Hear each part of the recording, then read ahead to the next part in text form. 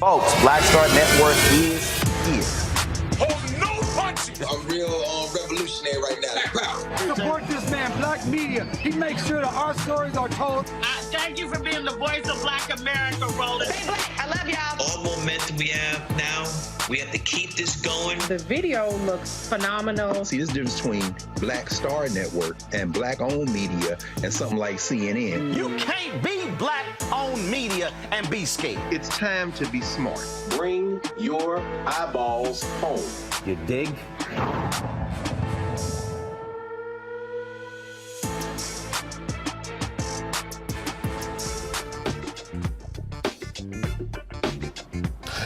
It's Friday, June 30th, 2023. I'm attorney Robert Patillo, sitting in for Roland Martin, who is in New Orleans at Essence Fest. You know, I'm kind of jealous. Here's what's coming up on Roland Martin Unfiltered, streaming live on the Black Star Network. Of course, you've seen it. The Supreme Court has continued issuing a string of rulings that are fundamentally changing the nature of American society.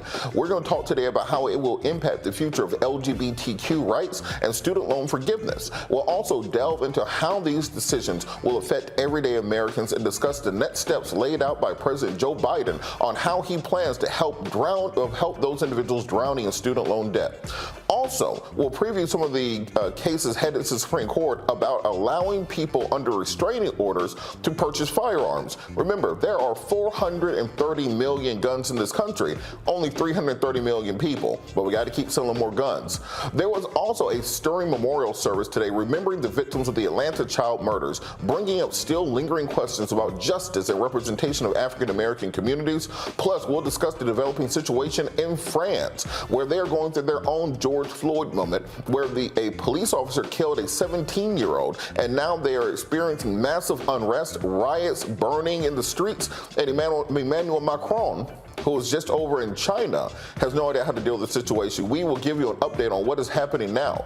Also, we're going to go live to Vice President Kamala Harris, who is speaking at Essence Fest in New Orleans right now. It's time to bring the funk on Roland Martin Unfiltered, streaming live on the Black Star Network. He's got it. Whatever the miss, he's on it. Whatever it is, he's got the scoop, the fact, the find. And when it breaks, he's right on time and it's rolling. Best believe he's knowing. Putting it down from sports to news to politics. With entertainment just for kicks, he's rolling. It's on go, roll, y'all. It's Roland Martin, yeah. Rolling with Roland now. He's funk, he's fresh, he's real, the best, you know he's Roland Martin now.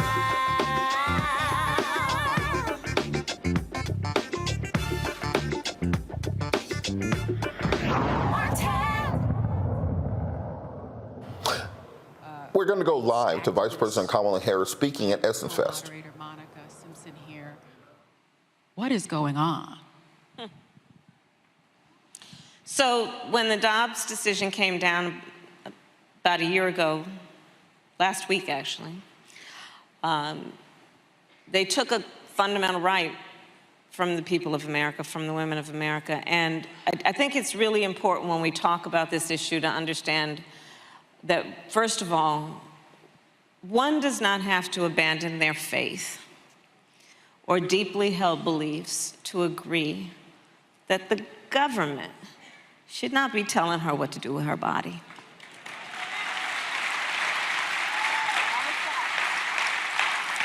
If she chooses, she will talk with and consult her pastor, her priest, her rabbi. But the government should not be telling her what is in her best interest. Trust the women of America. Trust the women of America to know what they need. And what we have seen happen is exactly what we so sadly and accurately predicted. Women across America who are silently suffering, so many of them, who are being made to feel as though they've done something irresponsible or wrong, who are being judged, who are being denied access to essential and critical care. Understand that after the Dobbs decision came down, laws have been proposed and passed that are criminalizing physicians with significant prison time in many cases, understand that laws are being passed in America since that decision came down a year ago that make no exception for rape or incest. And I know it's a difficult conversation to discuss, but one must discuss it because we have to be real about what's happening right now in our country. As many of you know, and Sonny, you and I share this background as prosecutors. When I became a prosecutor because my best friend in high school, I learned was being abused by her stepfather. And I said to her, you have to come live with us. And I called up my mother, she was at work, and she said, yes, she has to come live with us, and she did. Now, these extremist so-called leaders who are passing these laws saying no exception even for rape or incest, understand what they are saying, these so-called leaders. They are saying that after someone has survived a crime of violence, a violation to their body,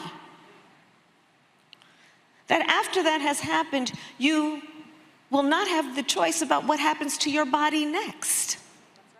That's immoral. That's so clear. That's immoral. And they want to prance around as so-called leaders with their little flag pins? Yes, yes. This is what's happening in our country right now. And I've met far too many women who have shared their stories. A woman in Texas, actually many women in Texas, who was suffering a miscarriage, went to the emergency room for help, and they turned her away. We can't help you because we're afraid about the laws, what it might do. She went back again. I need help and assistance with what's happening, this miscarriage. She wanted to carry her pregnancy to term. They turned her away. It was not until she developed sepsis that they treated her. I met another young woman who came to one of my events with her husband. She was diagnosed at 18 weeks pregnancy. They prayed to have a baby. At 18 weeks pregnancy, she was diagnosed that it was fetal disease, and that the baby would not survive. They were devastated. She wanted to then have a procedure. She was denied to have the procedure. So basically, she was being told that she should carry this, even though the diagnosis was clear about what the outcome would be. So she had to travel from Texas to Washington State to get the procedure. Now, again, let's break these things down because it's more than just some intellectual and political issue.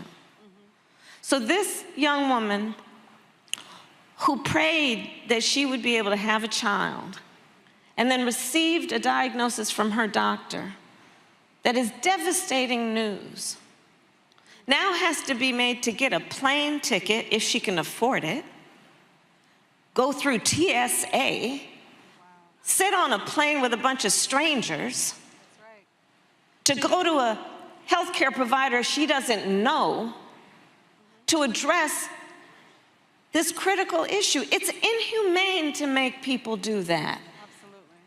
And this is what's happening in our country every day. People silently having these experiences. And I think it's so important that we all speak out and say that this is a violation of basic rights that are about bodily autonomy and self-determination. That's right. And we have to stand with what we know to be right and true about the importance of foundational principles such as freedom, and say that we are not going to stand for this.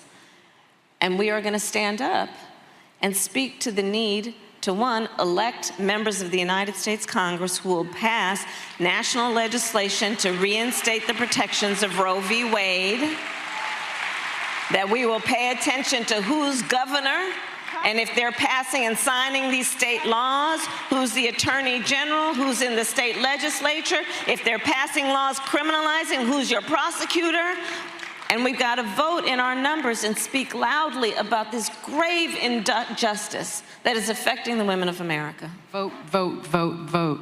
Now I have vote, vote, vote. You have that power in your hand, at least where they're not gerrymandering. I want to finish this line of questioning, and Monica certainly has another line of questioning that she is going to get to that's very important.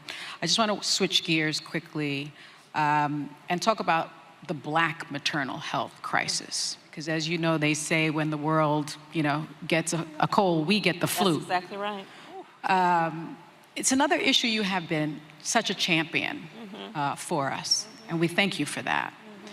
Can you tell us how you view the relationship between the fight for reproductive rights and the Black maternal health crisis? Because for some people, there seems to be a disconnect there. Oh, for some people, they have just revealed themselves to be hypocrites. So here's why I say that. So this is an issue I've been working on for many, many years. And in fact, when I was in the Senate with my colleagues, the Congressional Black Caucus, I was on the Senate side. They who worked with me on this were mostly on the House side. We proposed and got passed what we call the Momnibus to address the need to support mothers and women in the various stages of motherhood. And what I can tell you, and everyone here probably knows, is this. We are one of the wealthiest nations in the world, and we have one of the highest rates of maternal mortality in the world. Black women in America are 3 to 4 times more likely to die in connection with childbirth. Native women are twice as likely to die. Rural women are 1.5 more likely to die. And if you're a Black woman in rural America, you can see where that's headed. And by the way, when it comes to Black maternal mortality, it has nothing to do with her educational level or her socioeconomic level. It literally has to do with the fact that when she walks into that clinic, that emergency room, that doctor's office, she is not taken as seriously. And we have, sadly, too many high-profile stories of exactly what I'm talking about. And so this is an issue that I've been taking on for a number of years, both in terms of what we need to do to address the racial bias that is present with this issue.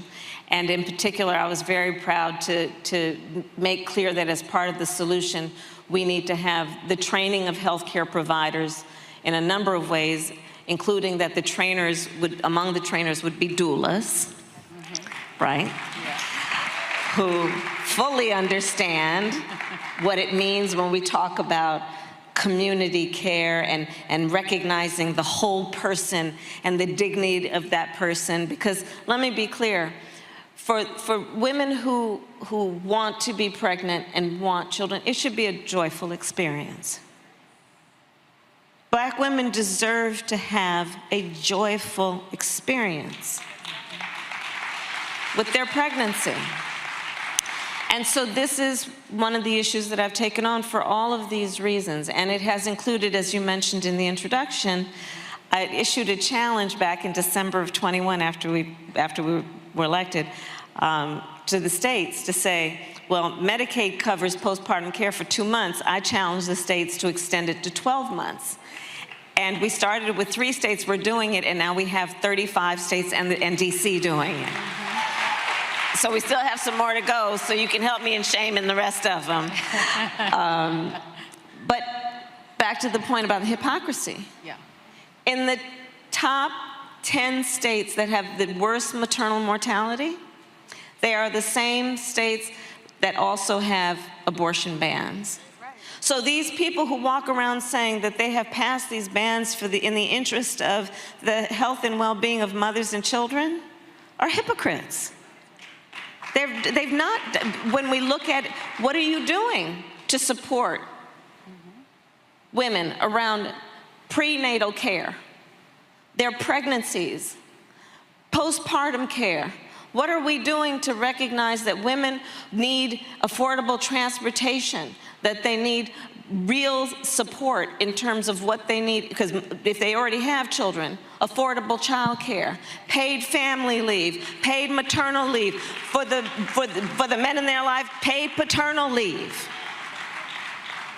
And so there's still so much to do, but on this issue where these people are beating their chest with these laws that are about denying people the ability to make decisions about their own body, they must be confronted about this. because there is an utter hypocrisy at play. And by the way, Virginia is the only southern state that does not have a ban.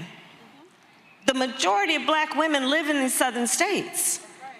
So understand the connection between race, between income, and who gets what kinds of services, and what are the predictable outcomes when those services are lacking, and that divide exists. And here you see then the data that talks about black maternal mortality. So we got some work to do. Absolutely. I couldn't agree with you more. It's been hard for me not to act like a black church girl in here. Every time she says something, I'm like, yep, amen. I just want to encourage y'all. Y'all can do that if you feel that today, okay? But I also want to just kind of continue on this vein that we're on about intersectionality, because that's what we're talking about here when thinking about how do we connect reproductive rights and maternal health. And I know we hear you talk very much about the interconnectedness, right, of reproductive rights and other very real social justice issues like voting rights, like economics. And I think that it's been beautiful of you to talk about that as our vice president, because it's helping other elected officials understand the importance of that, and that's what reproductive justice really is all about. And so can you talk to us about how you see these connections and why they're important right now, especially in the particular moment that we're in? So and this is your life's work, Monica, and I so applaud and so grateful for all that you do, because you are always highlighting the interconnection and the interdependence, right? And therefore the collective responsibility, right? And so I asked my team after we started to see these attacks, I said, do a Venn, so I love Venn diagrams, you know, those 3 circles. And so I said, let's do a Venn diagram. From which states are we seeing attacks on voting rights, women's reproductive health rights, and LGBTQ rights? You would not be surprised of the intersection. It was so apparent and clear. And so thinking about then the opportunity that exists always in moments of crisis, and on this point, the importance then of the coalition, and building the coalition, and creating spaces and opportunities for the folks who have been fighting for voting rights to be in the same room with those who have been fighting for maternal health care and reproductive health care, those who have been fighting for LGBTQ rights, and to bring folks together, understanding that if we step back and look clearly at what's happening, there is a full-on attack at play that I believe is part of a national plan to attack hard-fought and hard-won freedoms. And an attack on anyone's freedom is an attack on all of our freedoms. And so looking at it then as an opportunity to build the coalition, understanding again that these attacks are about folks who are exerting their rights. Like when we talk about freedoms, it is a right. It is a right. These are attacks on our rights, on your rights, on their rights, on rights. An attack on rights is something that we must see clearly as being an offense to foundational principles about who we are as a country. And I would also ask this of all the friends in the sisterhood here. You know that thing about the frogs in the pots? Okay, so here it goes. There's 2 pots of water, and there's 2 frogs. In one pot of water, you put the frog in, and you slowly turn up the heat. And that frog's kind of like, oh, it's getting kind of warm in here. And then the heat keeps going up to boiling, and that frog perishes. In the other pot, you turn up the heat up on high, get that water boiling, you put the frog in it, he's going to jump out. Let's not be that first frog. Let's not be that first frog. No. Let's not be that first frog. That is, ooh, I'm gonna have, that's gonna stick with me for a minute, Madam Vice President. Truly, we do not want to be that first frog. I want to push us a little bit further into a different conversation, but one that is so timely and so necessary right now.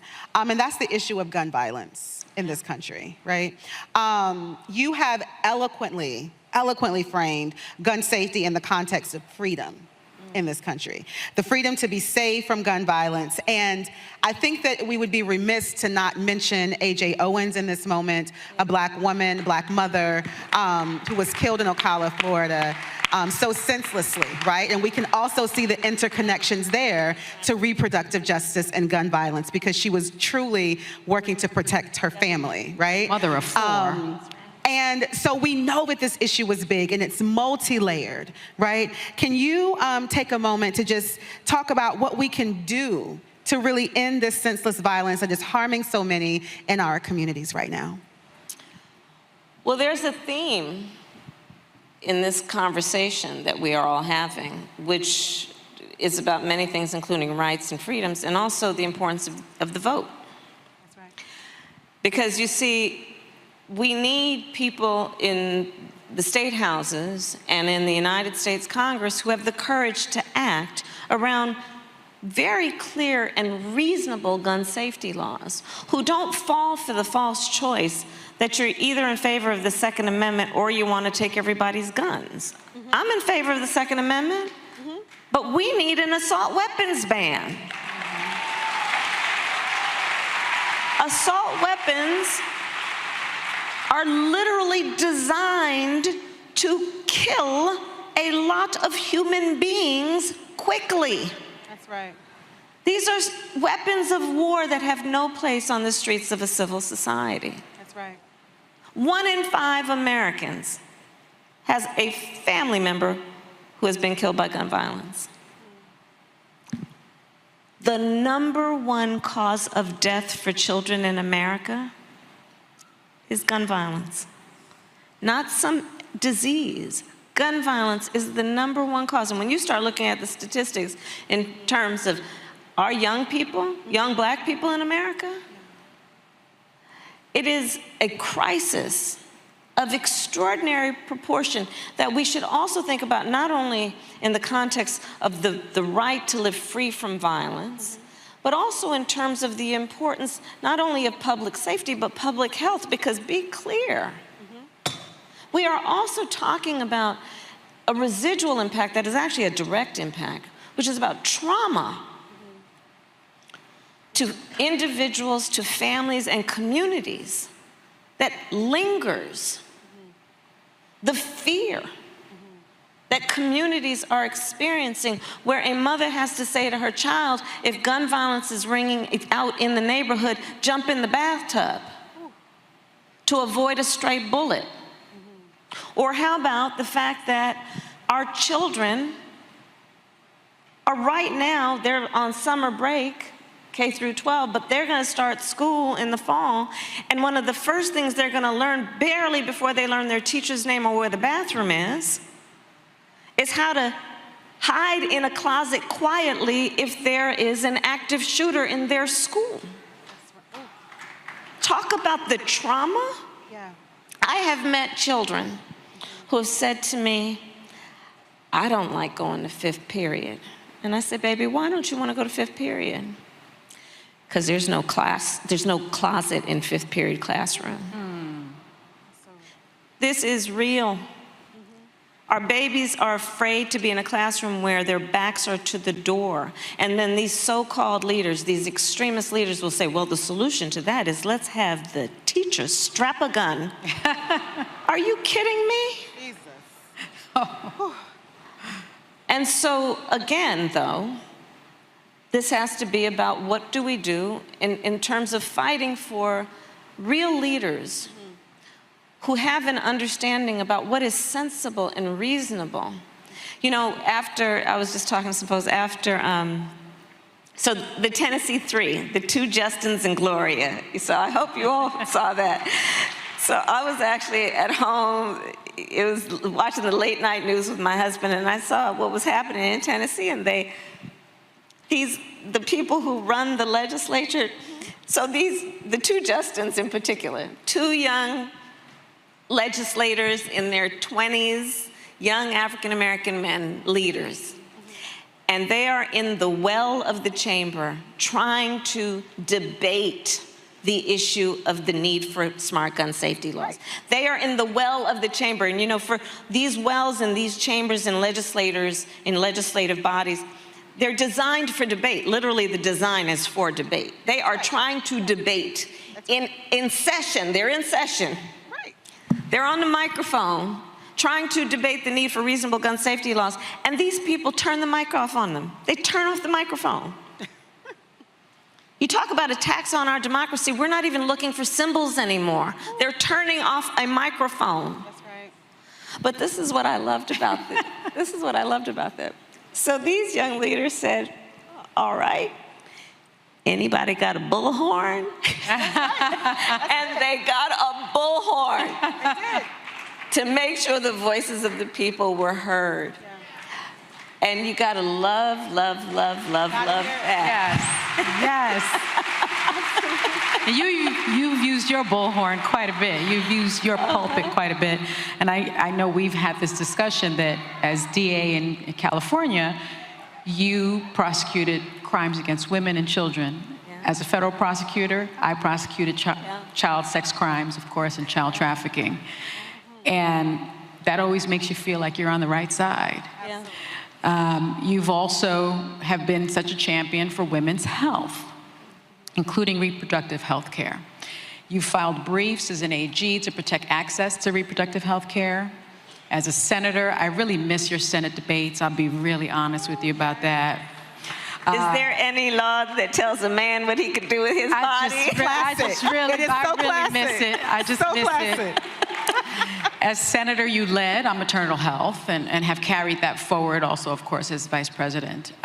You're leading the administration's work on reproductive health, as we've mentioned before. I mean, my question is, it sometimes feels like such an insurmountable topic.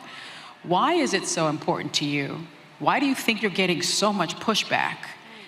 And where do you see the way forward, if you can? Well, Sonny, first of all, you know, as I said, I feel very strongly that the promise of America will only be achieved if we are willing to fight for it. I love my country. I believe in its promise. I'm also very clear-eyed that we will not see progress if we do not fight for it. All of the movements for progress in our country have been movements where people were prepared to take to the streets, prepared to organize, prepared to speak loudly with truth about what is happening, all with the intention of finding solutions.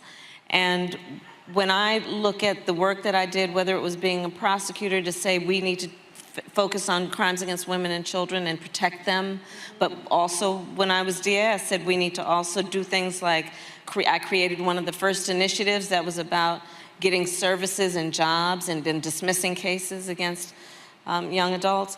So there is all of that, but there is the work that is ongoing in our country that is about fighting for progress. What distresses me is that the strength of our nation, for the most part, has been because we have been committed to the expansion of rights. And for the first time in a long time, we are seeing very powerful forces that are engaged in an intentional goal of restricting rights. And we've got to take this moment seriously. Back, Monica, to the point about the frogs.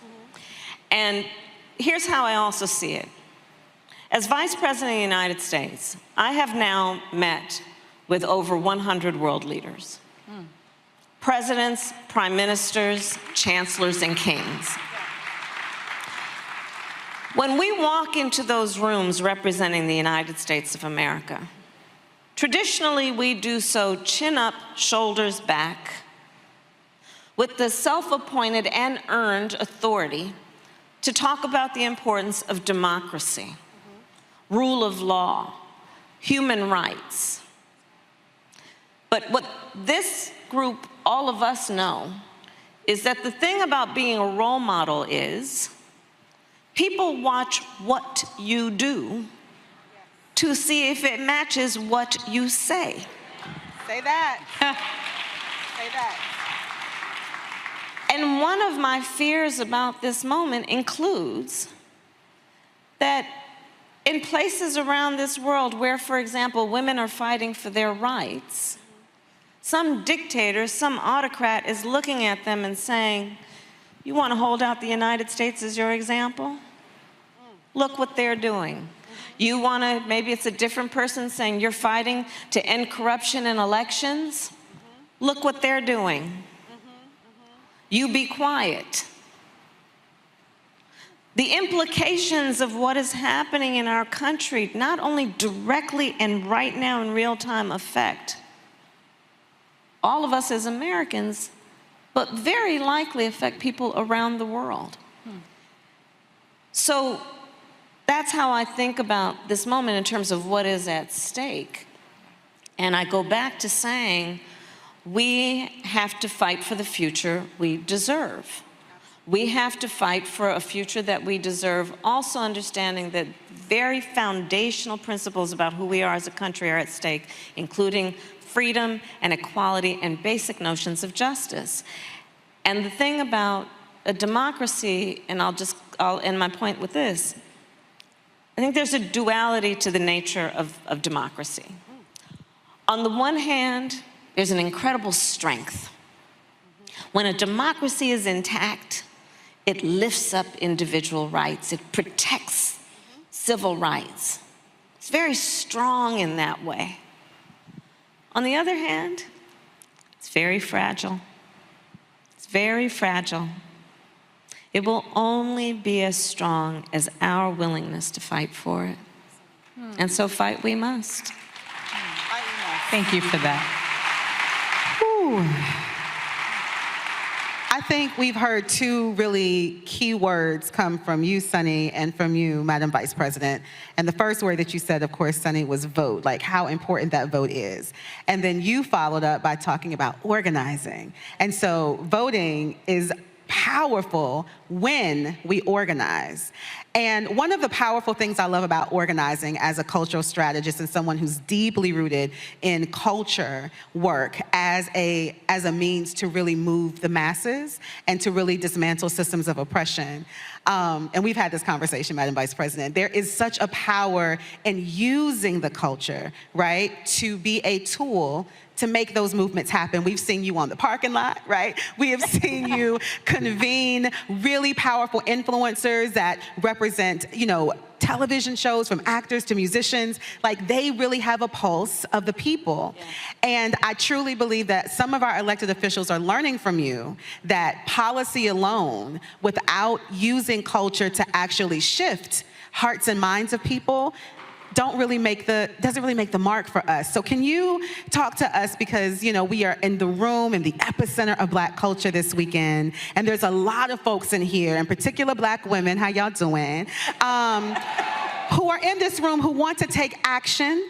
They want to protect their rights. They want to be able to move and channel their energy in very intentional ways. What are some of your ideas as to how we can do that, and how important do you think culture is in particular to help us do that? Well, I think culture is a reflection of our moment and our time, right? And present culture is the way we express how we're feeling about the moment. And we should always find times to express how we feel about the moment that is a reflection of joy, because it comes in the morning. We have to find ways to also express the way we feel about the moment in terms of just having language and a connection to how people are experiencing life. And I think about it in that way too. And we also, I think it's very important that leaders, anyone who considers themselves a leader, really understands how anything they say would affect a real human being, as opposed to, otherwise be a poet and write poetry. But if you want to understand, I don't mean to dismiss poetry at all, but if you want to understand any concept, you have to ask questions like, how would this affect a child? to have a real understanding of what it is that you propose. And culture helps us do that, because you sit down with Keke Palmer and you're gonna have a real conversation about, about a variety of issues. But I think it's so important also just to be present. We have to be present. And in this moment, I think there's a perversion in some ways about what it means to have strength. Some people would suggest that it is a sign of strength based on who you beat down, when I think most of us know the real sign of strength is based on who you lift up. And so all that we can do that is about that is, I think, in preservation and in the purpose of growing our strength. Now, we're really almost at the end of our program. I do want to shout out to the men also in our audience. I see my dear friend Ben Crump in the front row, who has done so much for our community. We appreciate you, Ben. Oh, look at Reverend Sharpton in the front right over there next to Sade Better-en-Moi. See, I don't wear glasses on TV, but I can't see anything. She knows this now. Roland's up. Where's Roro? All the cool dudes is up front. We see y'all, brothers. Okay. Standing by women. So we thank you for that. One last question, if you'll allow it. I often get asked after I'm on air and I give speeches around the country, what can I do to help? I have a platform of 3 million people a day. You have a platform of millions and millions and millions and 100 world leaders. What can people sitting in the audience today do? What is their call to action? We network well, as evidenced by the fact that we're all here right now together. And I would urge everyone here to think about your networks as a way to empower each other, to share the stories, to share information. You know, one of the concerns that I have truly is the level of misinformation that is out there. And so what we can do to reinforce the truth and spread that truth, these are hundreds and hundreds of opinion leaders here together. And so thinking about the networks, be that through your church, through your sorority or fraternity, through whatever civic organizations and nonprofits that you're a part of, I think it's important to really be active in those organizations and continue to grow those networks. Because part of what is happening when we see these attacks is they have the effect, which I think often is intended, to make people feel alone. And it's important to remember that we are all in this together. It is important to remember that our voices are so important, and we should never allow anybody to silence those voices.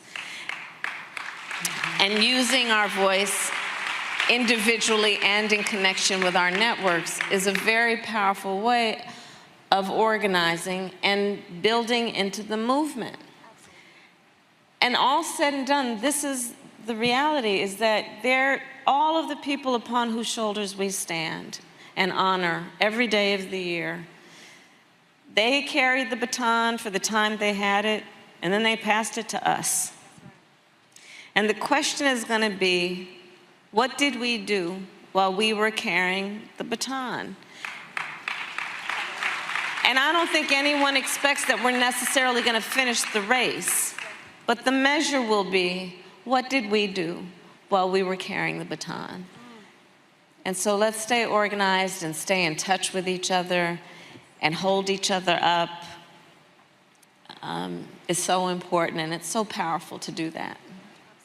Well, thank you for giving us the honor of facilitating this conversation, Madam Vice President.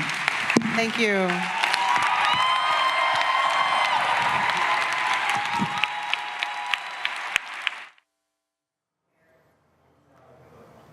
You just heard from Vice President Kamala Harris talking at the Essence Festival in New Orleans, covering a wide range of issues, everything from women's rights to the role that we play in democracy. I want to bring the entire panel in. We have Abdul D'Souza, founder.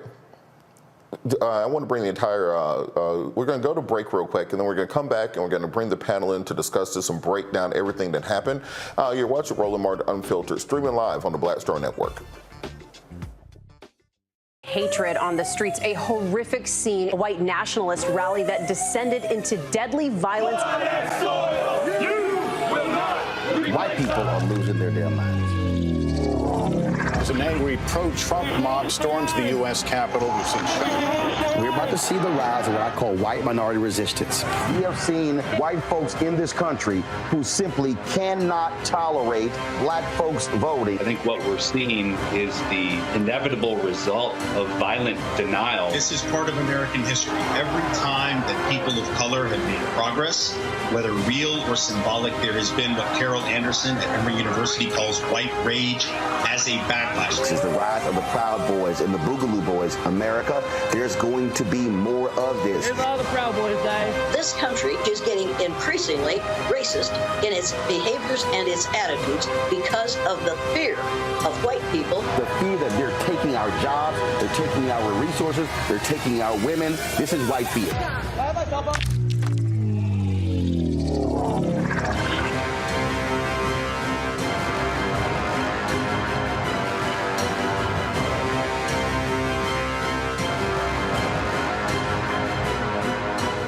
Black Star Network is here. Oh, no punch! I'm real revolutionary right now.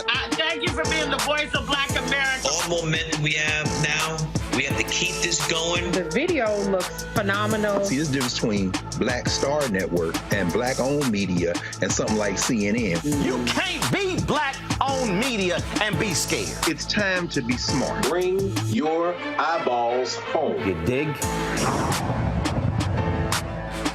I am Tommy Davidson. I play Oscar on Proud Family, Louder and Prouder. Right now, I'm rolling with Roland Martin, unfiltered, uncut, unplugged, and undamn believable.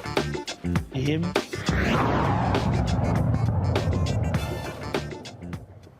Joining us to break down both Vice President Harris's speech to Essence Fest as well as me in the Supreme Court cases, we're joined by Abdul Dasuma, founder and chief strategist of the Young Black Lawyers Organization, Organizing Coalition, joining us from Dallas, Texas, as well as our panel. We have Michael Imhotep for joining us from Detroit, Michigan, as well as Kelly Bethea joining us from here in Washington, D.C., as well as Matt Manning, civil rights attorney, joining us from Corpus Christi, Texas. So, Kelly, I'm going to start with you as the woman on the panel. What were your takeaways from Vice President Harris's speech?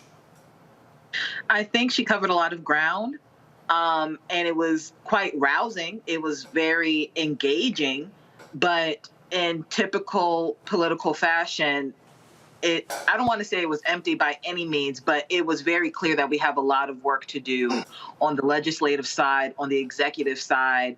I would say on the judicial side, but that's a lost cause at this point, in order to see real change in this country. This is not a time for just pleasantries and hope speech. We really need to act, and we really need to engage. And I think her being there was the catalyst for that. But also for me, it was made clear that we have a very long way to go. Absolutely. And Abdul, you've been organizing down in Texas. What were your takeaways from the speech, and what are kind of the marching orders that Vice President Harris gave? Absolutely. Well, first of all, thank you for having me on. I thought what was most powerful about her remarks is the way in which the Vice President really drove home the point that our democracy is in critical condition, and that many of the challenges that we're facing, whether we're talking about Black maternal health, whether we're talking about the attacks on reproductive rights, whether we're talking about the unsensible gun policies that we have in this country and our inability to pass common sense gun control legislation, all of that is connected to the ways in which our democracy is in crisis. And I think it's important for folks to understand that we have work to do, and that the work we have to do is really to shore up and strengthen our democracy. And a key part of that, as we'll talk about later, is making sure that we as a community are paying attention to what's happening in the courts, because the courts have really been weaponized, as we've seen over the last 24 hours. They've been weaponized against our communities, against racial justice, against any semblance of progressive policies. And Matt, to Abdul's point, I think a lot of people would say to Vice President Harris's speech, it's a great speech, love hearing it, wonderful and all, but this is a time for action. We see the conservatives are no longer playing with us. They're trying to take us back not to 1964, but to 1864. What do you think the reception to this speech will be?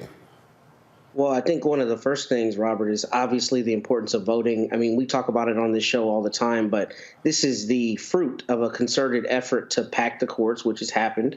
And you see the outcome of that, where, 9 people sitting in an ivory tower in Washington, D.C. are telling 330 million plus what rights they literally do or do not have, rights that many of us would argue are inalienable by virtue of their mere existence. So I think the action now has to be not only voting in every election, but it also has to be being very targeted in our efforts, because as Abdul said, I think the courts are obviously one of the battlegrounds we're fighting in right now. And unless people start paying attention, they won't start realizing that their actual lives are materially affected by the decisions that are being made. Case in point, you can't go now and ask a wedding planner to necessarily help you if you're in a same-sex relationship, right? Because the Supreme Court has said now they can refuse to provide you certain services. And the outcropping of that is going to be something we're going to continue to see for generations to come. And the way we push back on that is making sure we have the right people in office to counter that with actual legislation.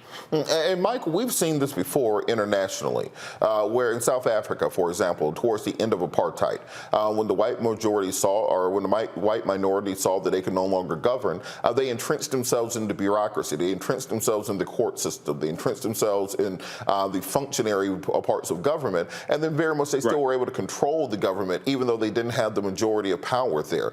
Here in America, conservatives haven't won the popular vote since 2004. Lost the last election by 7 million votes, lost the election before that by 3 million votes. So yet and still, they're getting more of their agenda passed right now through the judiciary than they ever could legislatively. Listening to the Vice President, what do you think we need to do to start fighting back against that now? Because it seems that we're behind the 8 ball. Well, it's good to see you, Facebook friend Robert. I like a lot of your posts on Facebook. There's a number of things here. One, I'm glad Madam Vice President was speaking at Essence Festival and educating people on what's going on, because so many people wrongly state she's not doing anything. They don't see her doing anything. That's just false. 2, I think it's really important for us to understand, as a historian, myself, we need to understand history, economics, law, and politics. History, economics, law, and politics. I would encourage everybody, as I do numerous times on this show, go to whitehouse.gov and read the fact sheet that's now about 36 pages. It's called the Biden-Harris Administration Advances Equity and Opportunity for Black Americans and Communities Across the Country, because it breaks down category by category and shows you how the policies of the Biden-Harris administration are helping African Americans. And overwhelmingly, the policies that passed in Congress, Republicans overwhelmingly voted against those, and the policies that are implemented from the executive branch, Republicans overwhelmingly against those as well. So that helps to start educating people on what is taking place. Also, we have to take this back to some recent history. We don't have to go back to 1890, the Mississippi State Convention in 1890, where they imposed poll taxes and literacy tests to suppress the African-American vote. We can go back to 2013, Shelby County versus Holder, U.S. Supreme Court case, which gutted Section 4 of the 1965 Voting Rights Act. The 1965 Voting Rights Act came about because of what happened in Mississippi in 1890. And then if you look at the 2014, Republicans take back control of the U.S. Senate. Mitch McConnell Republicans block 103 federal judge nominations from President Barack Obama and blocked Merrick Garland in 2016, which was Obama's Supreme Court nomination, which sets it up for Trump to win through the Electoral College. And unfortunately, many of us haven't read the U.S. Constitution, don't understand how the Electoral College works, but Republicans do. So then Trump gets 3 Supreme Court nominations and 226 federal judges. Well, whatever bills get passed in Congress or policies come from the executive executive branch can be challenged in court, as we see now, and the judicial branch of the federal government interprets law from the legislative branch of the federal government. So we have to understand how all these policies work together, and Republicans are not done. They're playing for keeps. And this all plays into the browning of America, which Roland deals with in his book, White Fear. And Republicans want to control the judicial branch of the federal government for the next 25, 30, 35 years. So we have to understand that we have to stop telling African Americans to exercise your right to vote. If you want to exercise, you go to the gym and work out. You vote for power. You vote to put people in office to pass laws that are beneficial to you, your families, your communities. And what's good for African Americans is good for America in general. And joining us now is Melanie Campbell, President and CEO of the National Coalition of Black Civic Participation. She's there in New Orleans. Melanie, what was your takeaway from Vice President Harris's statements to Essence Fest? First of all, thank you. You should be down here. She's going down here. Hot as the dickens. Well, I think that she did a good job. I didn't hear clear transparency. Didn't hear the whole entire speech. But I think part of what I was able to hear was she was really kind of laying down, how do I say, the things that they have done, but also addressing the true reality of where we are right now. We are in a situation as a country where the gains that we've made are being reversed in such a fashion, and just making sure folks are, I hate to use this, overuse this word, but we better be awake about what's going down right now. And so I think she was not shying away from the challenges that we are facing, and that we can do something about it, and we can. And we got to play the long game too. I'm not saying she said that. I'm saying that we got to play the long game. Because when you talked about power, and that's real, and it is real that what's happening is that they are trying to cut off all the levers of power that we've been able to utilize as Black people in this country. And so we've got to come together more and get real serious about looking at that long game, because all they did was keep playing that game until they've been able to really annihilate a lot of situations that will impact our young people, our kids for so long. I've lived long enough to know when Clarence Thomas got put on that bench, right? Mm-hmm. And that's how, in the civil rights community, I was in Atlanta at that time, living in Atlanta, and being around Dr. Lowry and others in the SCLC and others who wanted to believe him. And it didn't take us long to figure out, shouldn't have believed him. I won't embarrass you. Well, he's been embarrassing us for 30 years. And so the reality is that we've got to look at, I think our people are going to understand more and more, young people especially, why the judiciary branch matters when you're trying to play that long game, because presidents come and go, congressional members come and go, but you're sitting on that highest bench in the land, that Supreme Court, you're there for a lifetime. And that can affect 3, 4 generations, sometimes 5 generations. To your point, I want to stick with that and transition over to the Supreme Court's decisions on student loans and LGBTQ issues today. It started from 1964. Conservatives have been trying to take a majority of the Supreme Court just so they could repeal the Civil Rights Act of 64, repeal voting rights in 65, repeal public accommodation, repeal fair housing, all those things. They sat in waiting for 60 years. For just a moment. And all that it took was Mitch McConnell to just not give Merrick Garland a meeting and then wait. And then by that, they were able to get the 6-3 majority that they have today. And we're seeing the rollback of affirmative action, the rollback of student loan reform, the rollback of women's rights. So, Melanie, what should be the marching orders when we're talking to people now to tell them that, to have some hope and the plan to fight back against this? Because many people are just going to say, well, as long as they have that 6-3 majority, there's no point in us even doing anything because they're just going to strike it down on judicial review. One, have the faith that just because you don't see the change coming, it's still coming. And that's what our ancestors and our predecessors taught us. So have the faith to know that this is not going to be always. And also faith without works is what? Dead. So we have to have the faith. And because I believe there's a spiritual warfare, that's my opinion, there's also there's some wickedness going on in that building. And so we have to make sure that we look at that. But also, the election is around the corner. Some things are what they are. There's a presidential election. There's the congressional elections. There are also elections in these states, and we have numbers that we've still not maximized. It does not mean that we're going to win every ballot at the ballot box, but it is still the strongest mechanism that we have. With all of the problems that go with it and all of the barriers, we still found a way to elect. The black vote really did drive that vote in 2020. That's why there's a Biden-Harris administration.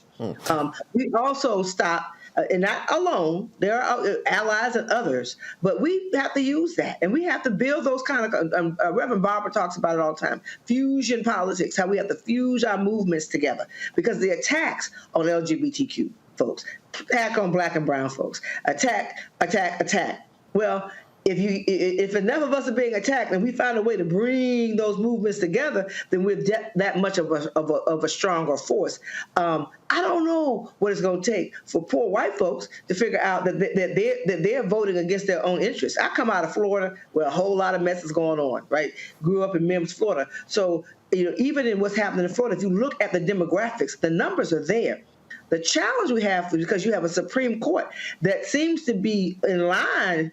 And this is where now what they did with redistricting, I always felt like they were just like, okay, because we're looking so bad, we better not be so bad, because I just knew it was going to be bad, and it was, unfortunately. But the next president that gets elected could put 2 or 3 more people on that bench. Only God knows. Change happens, right?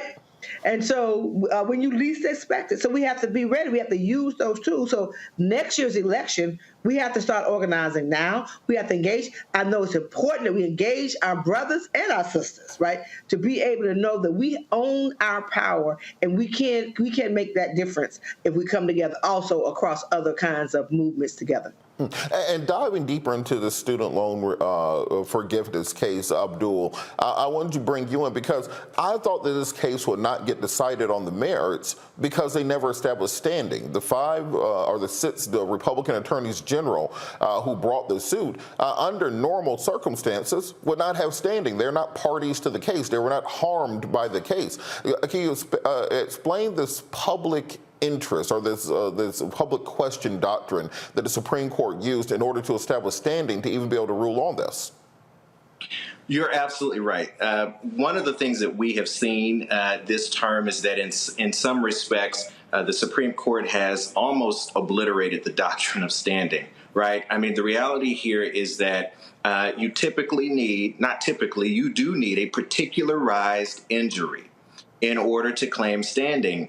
And it's unclear here what the particularized injury here is that allowed the court to reach the merits on this decision. There was a lot of hand-wringing, a lot of nuance, a lot of parsing by the Chief Justice in order to get to the merits, because clearly they wanted to decide on the merits. And ultimately they did. And I think we have to be mindful that the way they got to the merits here is through this doctrine, which really is a made-up doctrine, called the Major Questions Doctrine. And essentially what the Major Questions Doctrine says is it allows the court essentially to blunt the authority of the administrative agencies to act broadly when given that delegation by the Congress. And that's exactly what they employed here. To blunt the action of the administrative agencies who clearly on the text of the statute had the authority to act to forgive student loans. And Matt, I want to bring you in on this point, because the other thing that did not quite make sense was during COVID, Betsy DeVos used the HEROES Act to delay student loan payments. That's well established, nothing controversial around it. President Biden used the exact same HEROES Act. And for people who don't know, HEROES Act was passed after 9/11 so that people who were either impacted by 9/11 or who were deployed during the war on terror could have their student loans either deferred or forgiven, so not bankrupt people who are being affected by a national emergency. The law was codified into law by Congress, and therefore, when COVID hit, you can use that exact same act. The natural disaster this time is COVID as opposed to 9/11. 11 in order to change or alter the student loan repayment process. That's not controversial. How did they get to the point of trying to parse out that somehow what President Biden is doing is different than what Betsy DeVos just did? Well, because they don't like it now. They liked it when she did it. It was okay if she did it, and now it's a problem. I mean, that's really basically all it is what it comes down to. And I think this is another example of, unfortunately, the Supreme Court getting where they wanted to go by virtue of whatever vehicle they have to make up to do that. I think Abdul is 100% right with the major questions doctrine, because the statute, from my understanding, is pretty exceedingly clear. National emergency. This is a national emergency. The executive branch can employ whatever it means it wants to respond to that as it relates to student loans and the cessation of payments. So it's a pretty basic thing. And the question you didn't ask me that I nonetheless want to answer is, I think this is indicative of a crisis point we see in the country where the Supreme Court is increasingly out of sync, obviously, with what average people want. But if I were a person who weren't a lawyer, I would be like, what do these people exist for, right? Like, government exists to help me, to provide services. And all they do is continue telling me why I'm not going to get services, or why certain things that could help my life be measurably better are somehow, because of some obscure legal doctrine that they come up with, not going to be implemented. And I say all of that to say I'm wondering where this is going to leave us going forward, because we know the Supreme Court already has the lowest level of trust it's had in years with the American public.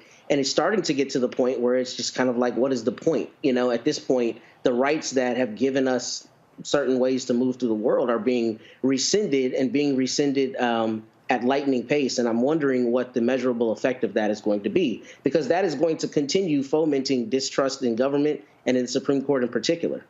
Hey, I think back to the Warren Court.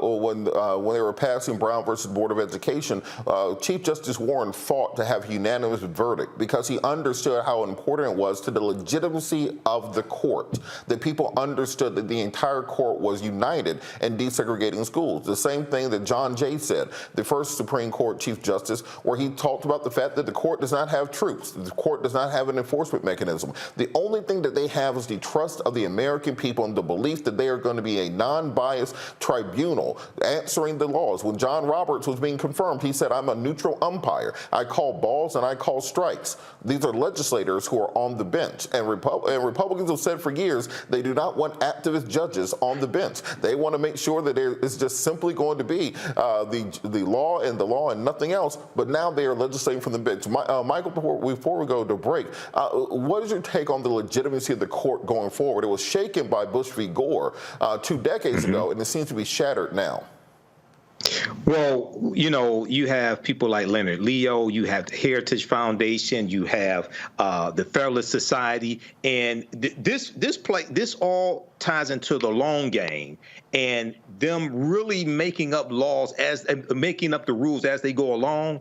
But they're playing for keeps. They're playing for control of the federal bench and the U.S. Supreme Court for the next 25, 30 years. And very quickly, when Melanie Campbell was speaking, and when Madam Vice President was speaking, we have to understand how to protect gains that have been made. One, how to assess gains. Two, how to protect gains. It's not only about what an elected official, politician can do for you, it's also understanding who will protect what has already been done to help you as well. Okay, so, Shelby County versus Holder, U.S. Supreme Court case 2013, and that played a big part in the 2016 presidential election because there were 868 fewer polling places in the U.S. because right after that verdict, you had states started passing these voter ID laws and start closing voter polls, and a lot of those voter polls that were closed were in African-American communities. And lastly, on student loan forgiveness, that would have greatly helped African-Americans. African-American women have almost 2/3 of the $1.7 trillion student loan debt. Okay, that executive order would have moved 500,000 African-American families from a negative net worth to a positive net worth. So you look at the venom coming from Republicans trying to strike this down. We have to vote these crazy people out of power and make sure they don't get back into power. And Kelly, real quick, just on Michael's point, the president announced today he will be taking remediary measures. He's going to attempt to cancel student loan debt through the Higher Education Act of 1958, that he will be suspending reporting of past due student loan payments to credit bureaus for 12 months. He made the deal with Kevin McCarthy saying, well, I'll restart payments in 60 days. But then he said, well, look, I said I'll restart payments. I didn't say I'll restart collections. Kevin McCarthy got hustled. But what is that going to be enough going forward, or do we really need legislative action on student loan reform? I think when it comes down to it, we are going to need legislation on every damn thing, because we cannot trust the courts to interpret the laws as they stand, and we cannot rely on the executive powers that the president has because they are so fleeting. We need legislation. That is the whole point of the legislative branch, to codify policy, to codify law. And that is not what's happening right now because of, frankly, people just not wanting to do their job. Now, while everybody is really focused on student loan relief and the like, especially with this Supreme Court case that came down, while that was troubling, my biggest concern was the case regarding the LGBTQ rights in this country, because what that did was a slippery slope into Jim Crow 2.0. Well, we're going to talk about that on the other side of the break. I know we're going to talk into that, and I'm not going to go into it right now because I know we got to go to break, but the student loan thing will resolve itself eventually because something's got to give. And what's not going to give is my coins, and I say that proverbially, like if I got to pay, I got to pay. But as a collective, this is not going to get paid back. It's virtually infeasible in the way that this economy has been structured right now for us to pay back $35K, $50K, in my case, almost $250K. Thank you, law degree. So all of that to say, yes, the legislation needs to happen because the alternative cannot happen. Absolutely. Well, we're going to talk more about this in the other cases in front of the Supreme Court after the break. You're watching Roland Martin Unfiltered, streaming live on the Black Star Network. We'll be right back. My early days on the road, I learned, first of all, as a musician, I studied not only piano, but I was also drummer and percussion. I was all city percussion as well. So I was one of the best in the city on percussion. There you go. Also studied trumpet, cello, violin, and bass, and any other instrument I could get my hand on. And with that study, I learned again what was for me. I learned what it meant to do what the instruments in the orchestra meant to each other in the relationships. Right. So that prepared me to be a leader. That prepared me to lead orchestras and to conduct orchestras. That prepared me to know, to be a leader of men, they have to respect you and know that you know the music. You have to be the teacher of the music. You have to know the music better than anybody. There you go. Right, so you can't walk in unprepared.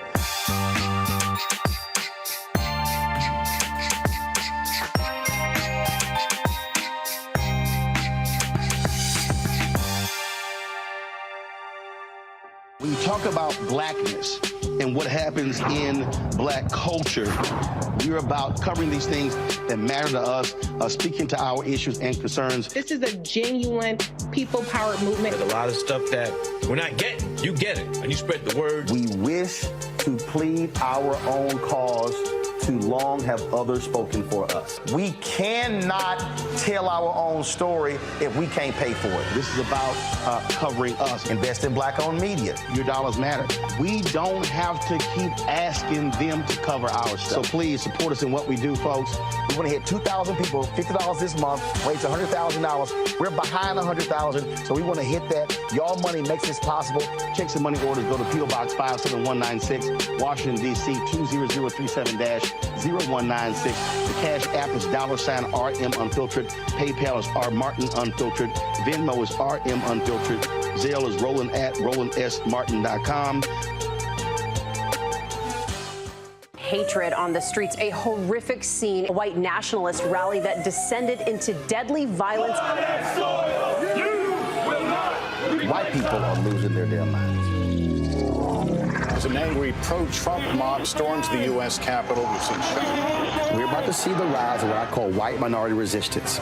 We have seen white folks in this country who simply cannot tolerate black folks voting. I think what we're seeing is the inevitable result of violent denial. This is part of American history. Every time that people of color have made progress, whether real or symbolic, there has been what Carol Anderson at Emory University calls white rage as a backlash. This is the rise of the Proud Boys and the Boogaloo Boys. America, there's going to be more of this. Here's all the Proud Boys, guys. This country is getting increasingly racist in its behaviors and its attitudes because of the fear of white people. The fear that they're taking our jobs, they're taking our resources, they're taking our women. This is white fear.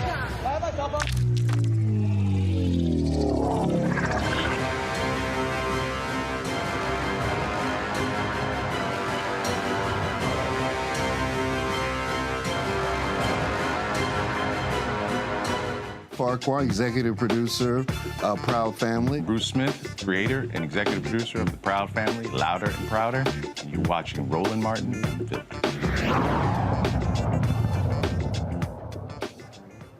Welcome back. Today, in the second major case decided by the Supreme Court rolled back protections for the LGBTQ community, but this is a Trojan horse for rolling back the rights for everybody else.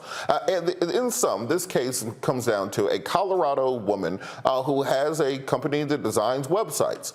And she does not want to design websites for gay people because she claims her strongly held religious beliefs as being a Christian. Now, you may be thinking to yourself, well, where in the Bible does it say Christians cannot design websites for gay people? It doesn't.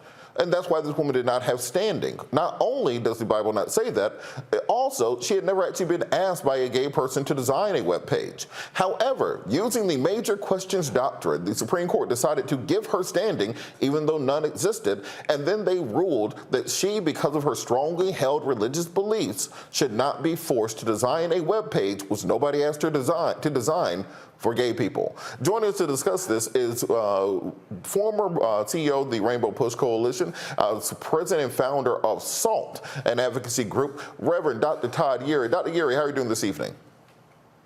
I'm listening to you talk about that Trojan horse, because that's a big deal today. Lots of Trojan horses on the loose. Absolutely. So talk a little bit about how the Supreme Court found its way to actually answering this question, even though this woman has never been asked to design a gay web page, has not received any injury, hasn't lost any money, this has never even happened. Normally the court would say that this is not right for finding, but somehow they still found standing. Well, not only would it normally be that it's not right, there's no issue. There's nobody that's come to her. She wants to expand her business. She says that she's open to producing websites for all people, provided it does not conflict with her religious beliefs, and yet she's trying to get the Supreme Court to chime in with an injunctive firewall, just in case some customer that she does not yet have decides to ask her to do something that she's not yet been asked to do. And so now we have this opportunity of misusing the court. The court presents itself now as the one to kind of forecast. This is the social engineering that we will permit and allow based on the irrational fears of folks who have no evidence. As a matter of fact, the stories come out later that the person she referenced supposedly that was thinking about asking, this guy's never even talked to her. He does not even know her. And so the defense is, well, she doesn't have to validate that the customer is legit. She gets to just operate off of her irrational fear that somebody, somewhere, may at some time ask her to do something that she does not feel compelled to do. And can you talk about the slippery slope, Trojan horse nature of this? Because we saw this in Florida with Ron DeSantis. When he wanted to get rid of Black history, he said, oh, it includes queer history. And so then because people have this anger towards the gay community, they said, oh, yeah, we'll get rid of Black history to get rid of the queer history also. In this case, you're saying, well, you don't have to make a gay webpage, but then let's say her religious beliefs tell her, well, you know, I don't really like Jews either. Does that mean she doesn't have to make a Jewish webpage, Catholic, Black, anybody else? What are the limits on this? Well, there are none. We don't know yet. Basically, what the court has done is it's not a slippery slope. It's a ledge, and we just jumped off. We just got pushed off of it, so that it allows anybody and everybody to claim that somehow my deeply held religious belief might create this irrational fear, this almost religious psychosis that causes me to claim that my speech, my expression of my religious beliefs will be adversely affected if I am forced to deal with people who behave or conduct their lives in a certain way. So it could be, I don't like black people because I don't, or interracial marriages, or you just name it, right? The sky's the limit. There are no boundaries. And the court just basically opened Pandora's box to be able to say that the paranoia of this regression that we've seen politically, as embodied in January 6th and all of the other irrational behaviors, now gets a receptive audience amongst the nine to be able to say, your fears are not irrational, and we will actually protect you from the boogeyman. I want to bring Melanie Campbell back into this discussion. So, Melanie, where are the limits of this? Because it seems to be pretty plenary. That as it's deemed right now, pretty much anybody can claim that anything is their religious, their strongly held religious beliefs. Because the Supreme Court does not lay out what you actually have to show to say that this is part of your strongly held religious beliefs. Are there any boundaries to this? If we just literally reapprove segregation in America?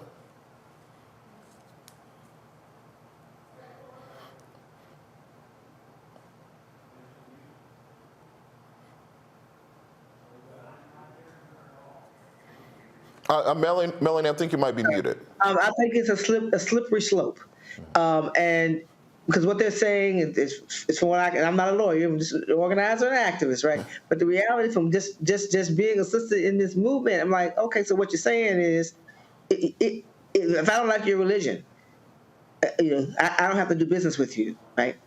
People didn't have to do business with black people, right? And so we are getting sent back before the 50s. Right, in a lot of ways with these cases, and time will tell. But at the end of the day, I was listening to the earlier segment. They found a way to get into something they had no standing to even get involved in. So they're legislating from the bench. And when that sister talked about we're going to have legislative fix, yes, we are. We're going to have a lot. But we got to get the people in office even to fix it. Right? We've been trying to do that with the Voting Rights Act and so many other things, and so it's and it's going to take more than one election. This election definitely will, though, determine whether or not we have a democracy to even fight back. Because you end up with a straw man, kind of being able to control this country, and a Supreme Court that will go along with whatever their political beliefs are, as opposed to the rule of law. For black people in this country, we've always had to go for federal intervention, and we don't have the Supreme Court to really be there for us in today's times. And Michael, what happens the first time that someone takes this to court and says, well, I'm a black Hebrew Israelite, or I'm part of the Moorish nation, and I believe that white people are devils, and I do not want them in my restaurant, I do not want them in my bed and breakfast, I don't want them darkening my door. Does this mean the Supreme Court has to uphold that now? Well, Moors have a better understanding of law than most people. I know some Ouachita Moors, so they may win that. They may win that Supreme Court lawsuit because they'll go in and put their status as white. They may win that. I don't know. Now, a lot of other people may try that. I don't know, but this is a slippery slope here. This is, I can't stress this enough. Elections have consequences, and you go back to 2016. You had so many people who were too woke to vote. They wanted a perfect candidate. Then they want Hillary Clinton. If Hillary Clinton had become president, you'd have a 6-3 liberal majority as opposed to a 6-3 conservative majority, okay? And a lot of this stuff would not have taken place. We've been able to preserve a lot of these laws and make advances. So this is really dangerous territory right now. I know, and I was on Facebook, you and I on Facebook all day, and or a good portion of the day. I was looking at some comments saying, okay, now Biden has to expand the court. Well, the ability to expand the court belongs to Congress, not the president. Now he can encourage it, But it's up to Congress. That's Article 3, Section 1 of the U.S. Constitution, which goes back to why we need to study the U.S. Constitution. That belongs to Congress. Well, you need, if I'm correct, Robert, you ain't going to be able to do it with 51 votes. You need 60 votes in the Senate. Is that correct? Yeah, I think we have officially started the race to 60. Democrats, you need exactly. Yeah, I saw your post today. Democrats, you need 60. Yeah, Democrats are going to have to start for 2024. It has to be about getting the 60 votes in the Senate. You're more than likely going to get the House of Representatives. You got to get the 60 votes. Matt, I want to bring you in on this conversation. So for people who are just trying to understand what the rules are at home right now, does the court say how you prove something is a strongly held religious belief? Does the court demonstrate exactly what or create any kind of test to know if you're operating within the coverture of the law, or is it just the wild, wild west now? Well, first, Melanie, be grateful you're not a lawyer because we annoy ourselves a lot of times. I haven't read the opinion in full transparency, but I will tell you that in what I did read, what they have done is created a very murky standard as it relates to when this will be applicable, meaning that they've tried to carve out some kind of exception for artistic expression and artistic services that are so greatly entwine the artist's personal beliefs right into what they're creating, that it allows them to say it's expressive. And that to me is BS, right? Because where do you draw the line on when I get to decide that this is now infringing on my rights and when it's not? And to answer your question, no, they didn't do that. And that's been one of the issues with, if you look at the full panoply of cases that relates to religious freedom and expression, is how do you know somebody really means what they're saying they mean, right? You have cases back in the late 1800s about, whether people had deeply held religious beliefs. But to your point, no, they didn't do that. And that allows for people to be dishonest about it. And even beyond that, this upends the idea of justiciability. I think you were talking with Reverend Urey earlier about this. And, you don't see them generally making decisions on issues that are not issues yet. So that's what's really strange about this, is the idea that someone can say, hey, I think this thing might happen. I want you to kind of give in an injunctive way to tell me that I can exercise my rights in a certain way, or that this would infringe upon my rights. And that becomes the problem, because now, it's going to be murky as to know when a circumstance is really discriminatory and when it's not. And it's going to empower people who are hateful to say, I don't have to do it for you. Now, Supreme Court says I don't have to, when the law might still require that they otherwise accommodate you. The crazy thing is, it was just last week in the border case where the Supreme Court ruled that the governor of Texas didn't have standing to bring the case. And now this week, in 2 cases in a row, they said, well, standing doesn't matter. We'll just invent it when we feel like it.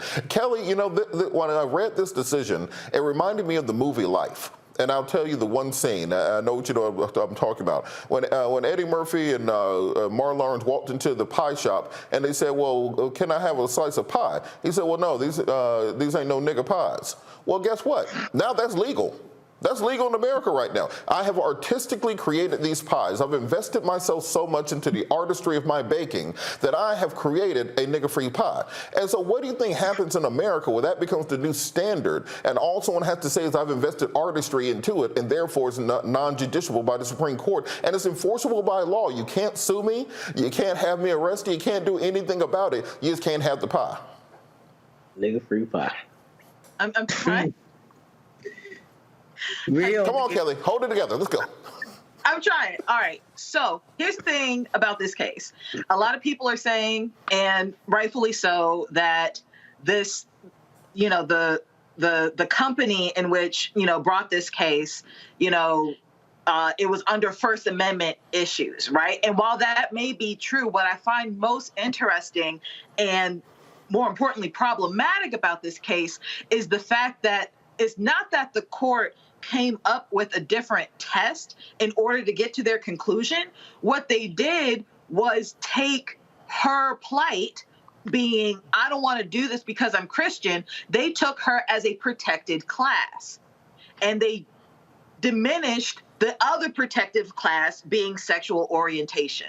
And for me, the issue with that is you basically put 2 protected classes against each other. Further, what you did was put one above the other. So what does that mean when you talk about a protected class being a religious class, where traditionally in the Supreme Court is under strict scrutiny, meaning what what is the state interest for protecting this class, right? As far as religion is concerned, why are we really protecting? What is the state interest? What does the state have to do with whatever's going on the basis of religion, right? They did not use that type of scrutiny with the sexual orientation one, which is technically speaking a little lower, but they didn't regard that test at all.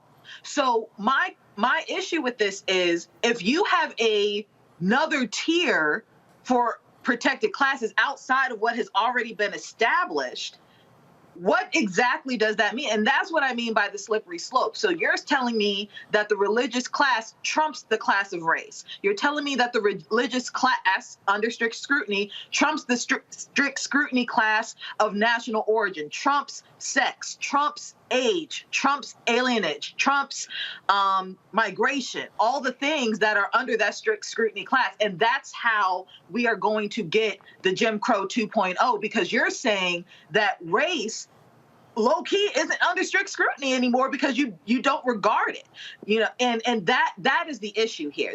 That's what I am most concerned about, because of that slippery slope.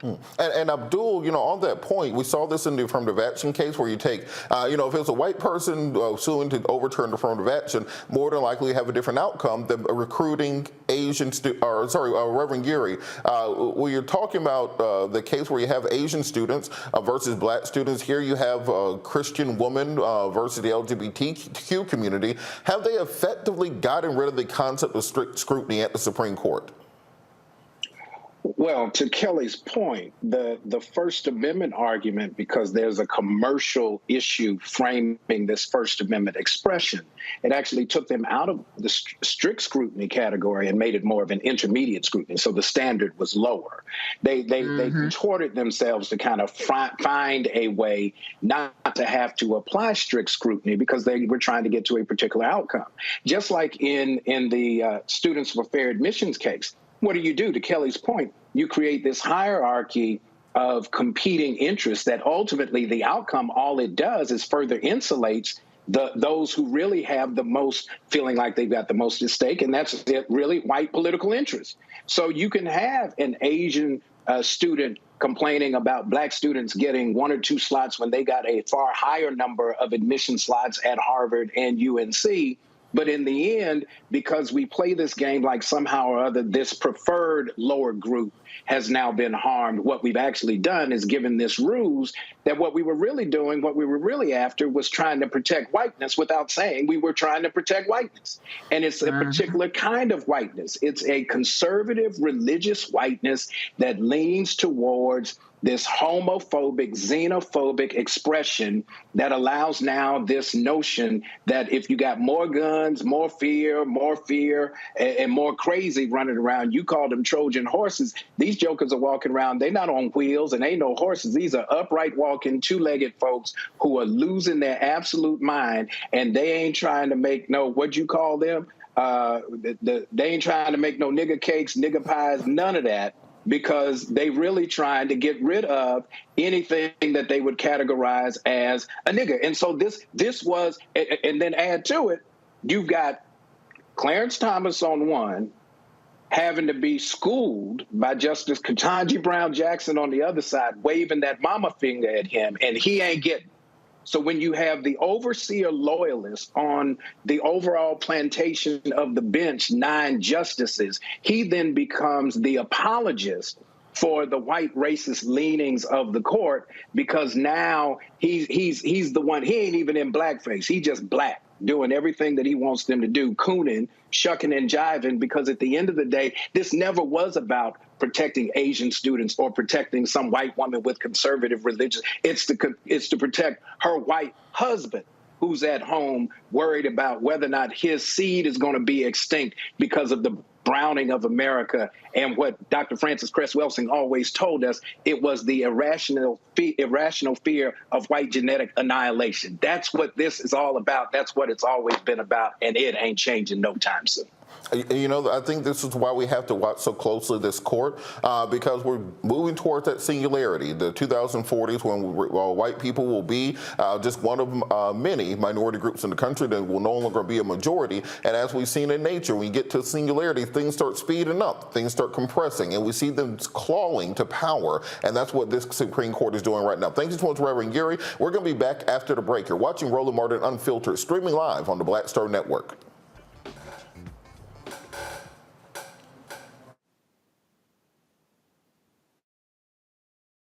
That we have to have. We're often afraid of it and don't like to talk about it. That's right. We're talking about our relationship with money. And here's the thing.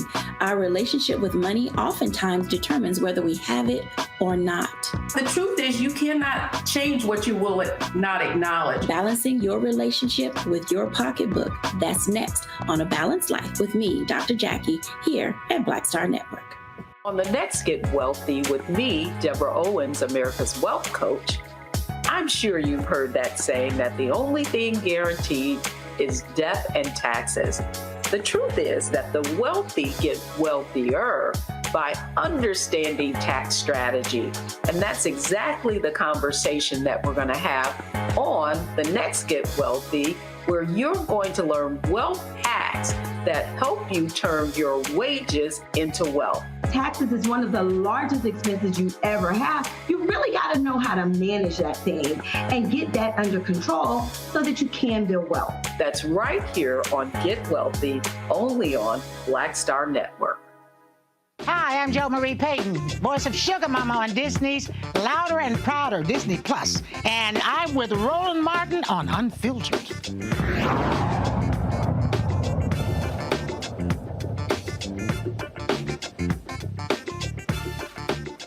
The Supreme Court, in more crazy news, says it will consider whether a 30-year-old federal law prohibiting people under domestic violence restraining orders aren't allowed to possess firearms.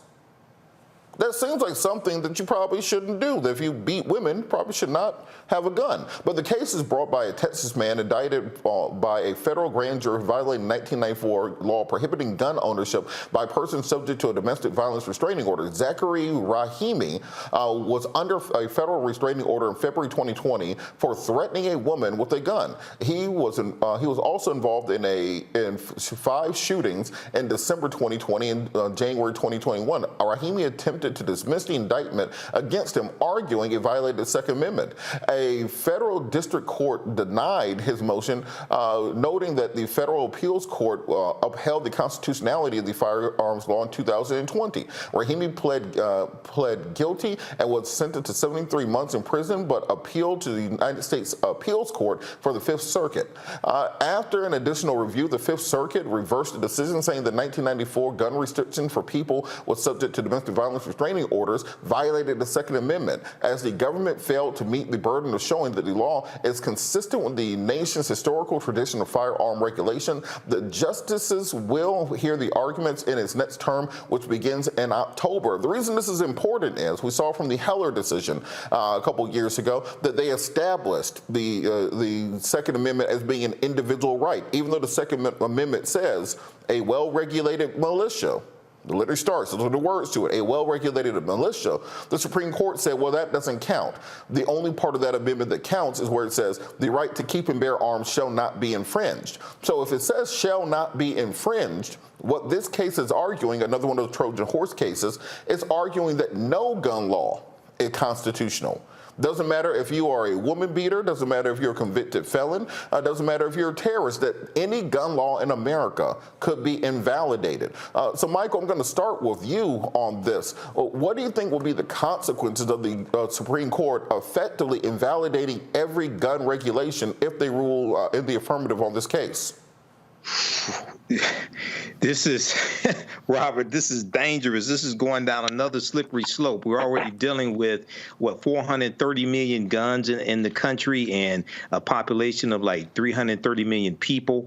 You're going to have an increase in deaths from domestic violence. You're going to have an increase in women being killed, African-American women being killed, if the Supreme Court sides with this man here. So Once again, this is why we have to be vigilant and really understand the law. And I would argue, I know a lot of people may say, oh, well, this is the white man's law, things like this. They may make those arguments.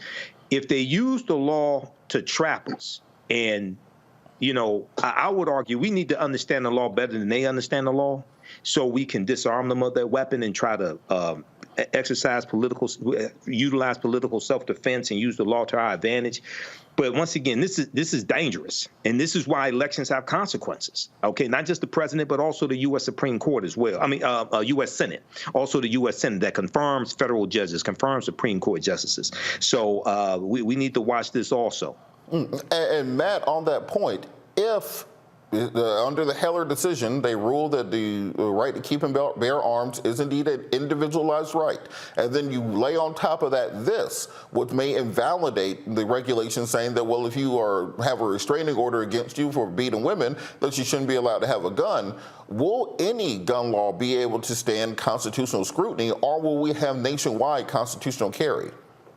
Well, you know, I don't want to be glib, Robert, but I think the ones that they think should be able to stand will be able to stand, and the ones they want to invalidate because it's politically expedient, they will invalidate. And look, I'm currently a criminal defense attorney, among other things, and I've been a prosecutor, and this is a huge issue in Texas, in South Texas, where I live especially. And what I think is actually interesting about this issue is that it implicates something far larger than just gun rights. One of the issues that criminal defense attorneys always, crow against is the idea that if you're under accusation for a crime, but you haven't been convicted yet, that none of your liberties should be curtailed in any way, right? So the idea that you shouldn't be able to wear a GPS monitor or do any other number of things because you haven't actually been convicted. But obviously, from the public safety standpoint, we allow bond conditions to be applied because we want to make sure people are safe when somebody is under accusation of a serious crime, particularly when they're under accusation of a protective order, because the way a protective order works in Texas is the judge has to find that there's credible evidence of domestic violence having occurred or that it will occur in the future, right? So what that means here is the idea that the rest of the bond conditions will be okay, but the one that implicates your Second Amendment right is going to be removed is an absurd outcome. The reality is you should not be able to have a gun if you're on, bond conditions or you're under protective order for a serious crime. And I think we as a society just have to say there are some places where we draw the line. One such being, if you're an accused woman beater, you don't get a gun. Right? If you beat the case, then maybe we restore your gun rights down the road. But to cherry pick this as one of the things that is okay to remove as a curtailing of your rights when you're under accusation or under a protective order is really kind of absurd. And I do think you're right. I think it's going to mushroom to the other gun laws. And that's, again, why we need really meaningful legislative options. Because, look, I live 2.5 hours from Uvalde. And a year ago, 19 kids were killed in a school, and we have no meaningful gun control laws passed since then, right? But now we're talking about whether a guy who has a protective order should be able to have a gun while he's under accusation of having harmed somebody. I mean, it's getting absurd. We as a people have to demand that our representative government actually represents us and passes laws that matter, that keep us safe. And I think the Supreme Court ruling affirmatively in this case could be ruinous to public safety, to Michael's earlier points. Kelly, can you talk about how dangerous this could be to women? A lot, and I don't mean to, be flippant about it, but it is so scary to me that this is not only being presented to the Supreme Court, but ironically, even though it's being presented to the Supreme Court, which is a serious issue, that in itself implies that it's not that big of a deal for a felon to have a gun, right? And this kind of actually goes back to the last case, my point being regarding protected classes under constitutional law. With this case, it's almost as if the Supreme Court is saying that not necessarily felons, but gun owners are a protected class, and anything impacting gun owners should be held under strict scrutiny by constitutional law. That's crazy. That's insane, because it's not something that you identify with. It is not something that is innate within you to have a gun. It's not your skin color. It's not your gender. It's not your orientation. It's your right, and I say that loosely, to have something. And they are treating that right, again, I say that loosely, to have something as though it is a state interest to keep. I don't even know where to begin with that. I don't understand. Like, that is blowing my mind right now. And it is, I'm going to have to wait until it actually gets heard in order to parse it out and really see what the arguments are going to be here. Because if they go that route, that's crazy to me. Well, as we've seen, this court in the last 2 days has done more crazy than many people can think of. And I think the danger that this court has created is this idea of the institutional legitimacy of the court is now so far in question. It's difficult to see how they can regain that. What is standing? Who knows? It's whatever they feel like it being on any given day. What does the Second Amendment mean? It says one thing, but hey, it's whatever we feel like it says. Remember when they talked about Scalia being a textualist, going back and doing a searching inquiry into what the founders believed and what the drafters said? We know exactly what the drafters of the 14th Amendment said because they were drafting it to remedy slavery, to deal with the discrimination against African Americans. July the 9th, 1868, they passed the 14th Amendment to help black people after slavery, and this court said, well, that same 14th Amendment can be used to keep black people out of college. So this court is not bound by logic. They're not bound by law. They're not bound by stare decisis. The courts had decided 25,500 cases in its history. It's only overturned that 250 times. The Dred Scott decision hasn't even been overturned by the Supreme Court. But in the last 2 years, they've reversed themselves on Roe, and they've reversed themselves on affirmative action. So this court literally is legislating from the bench. And if they want to be legislators, then get off the bench, have your sugar daddy, Harlan Crow, or whoever else it is, and then run for Senate. But otherwise, be a judge. All right, we'll be back after the break. Calling you're watching Roland Martin Unfiltered. I've been on radio since 7 a.m. this morning, so I ain't slept in days. You're watching Roland Martin Unfiltered, streaming live on the Black Star Network. We'll be back after the break. Up next on The Frequency with me, Dee Barnes. She's known as the Angela Davis of hip-hop. Monet Smith, better known as Medusa, the gangsta goddess, the undisputed queen of West Coast underground hip-hop. Pop locking is really what indoctrinated me in hip-hop. I don't even think I realized it was hip-hop at that time. Right. You know, it was a happening. Mm-hmm. It was a moment of release. We're going to be getting into her career, knowing her whole story, and breaking down all the elements of hip-hop. This week on The Frequency, only on the Black Star Network. Next on The Black Table with me, Greg Carr. Succession. We're hearing that word pop up a lot these days as our country continues to fracture and divide. But did you know that idea, essentially a breaking up of the USA, has been part of the public debate since long before and long after the Civil War, right up to today? On our next show, you'll meet Richard Crichton, the author of this book, who says breaking up this great experiment called America might not be such a bad thing. That's on the next Black Table, right here on the Black Star Network. Hi, my name is Freddie Ricks. I'm from Houston, Texas. My name is Sharon Williams. I'm from Dallas, Texas. Right now, I'm rolling with Roland Martin, unfiltered, uncut, unplugged, and undamn believable. You hear me?